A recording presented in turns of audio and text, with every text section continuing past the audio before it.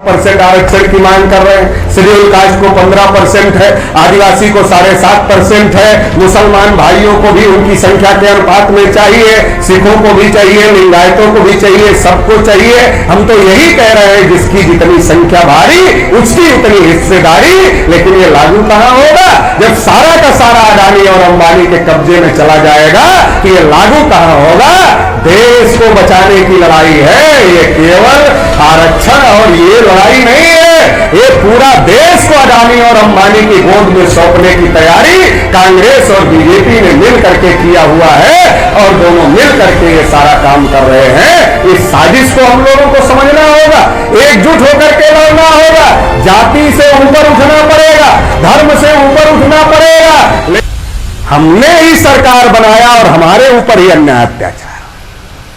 आज जो लोग किसान आंदोलन में शामिल हैं उन्हीं लोगों ने आंख लगाकर मोदी को वोट भी देने का काम किया था, सरकार भी बनाने का काम किया था।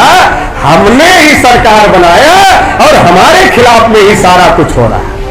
पिछड़े वर्ग के लोग हाथी जैसी ताकत रखते हैं, जहां धक्का मारते हैं उसको तहस नहस कर सकते हैं। लेकिन समस्या यह है पिछड़े वर्ग के लोगों ने अपना पिलवान जिनको बना के रखा है, अपना महावत जिनको बना के रखा है, वो डायरेक्शन गलत दे रहे हैं। इसलिए पिछड़े वर्ग के लोगों को यह तय करना होगा अब हमारा महावत कोई दूसरा नहीं होगा बल्कि हम खुद ही अपने महावत होंगे और अपनी लड़ाई को सही दिशा में लड़ने का काम करेंगे। अगर हम मुगलों से लड़ सकते, अगर हम अंग्रेजों से लड़ सकते हैं तो ये 3.5% लोगों से भी लड़के इस देश में अपना हक अधिकार हम लोग ले सकते हैं। इसके लिए राष्ट्रीय पिछड़ा वर्ग मोर्चा निकला हुआ है कि एक बार ठान लो, बहुत बार दूसरे के कहने पर लड़ाई लड़े, बस एक बार अपनी लड़ाई लड़ लो। अगर एक बार अपनी लड़ाई लड़ लोगे तो इस देश में हुक्मरान बन जाओगे। ये समझाने बताने के लिए राष्ट्रीय पिछड़ा वर्ग मोर्चा निकला। अभी तो उत्तर प्रदेश की यात्रा पूरी हुई है, आने वाले समय में कश्मीर से लेकर कन्याकुमारी तक यात्रा चलाई जाएगी। पूरे भारत के ओबीसी को समझाने और बताने का काम किया जाएगा, पूरे भारत के ओबीसी को तैयार किया जाएगा। और पूरे देश में 60 करोड़ ओबीसी कम से कम है, ज्यादा हो सकते हैं। 60 करोड़ में से केवल 59 करोड़ को छोड़ दो, केवल 1 करोड़ को तैयार। 1 करोड़ में यदि 50 लाख को छोड़ दो, केवल 50 लाख को दिल्ली में बुलाना। क्यों बुलाना? घर में हिस्सा नहीं मिलता तो गांव में पंचायत होती। देश में अगर हिस्सा न मिले तो दिल्ली में पंचायत करना पड़ता है।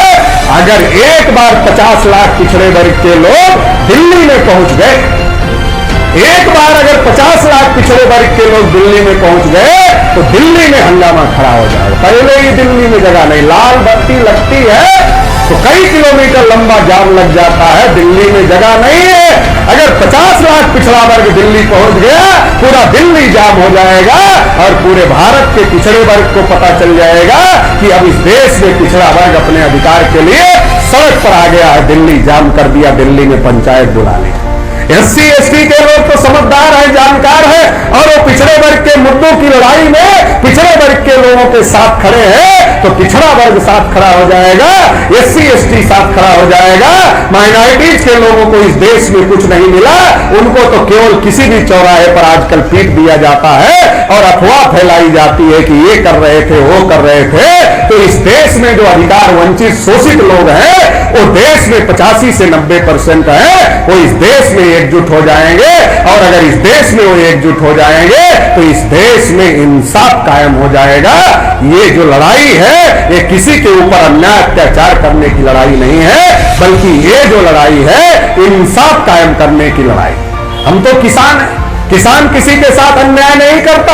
हम तो अपनी फसल भी बेचते हैं तो पहले तौल कर देते हैं, ऊपर से थोड़ा और देते हैं, कोई कमी नहीं होनी चाहिए। किसी का हक हम अपने पास नहीं रखना चाहते तो हम किसी के हक पर कब्जा नहीं करना चाहते, बस इस देश के अंदर इंसाफ कायम करना चाहते हैं। इंसाफ क्या है? जिसकी जितनी संख्या भारी उसकी उतनी हिस्सेदारी।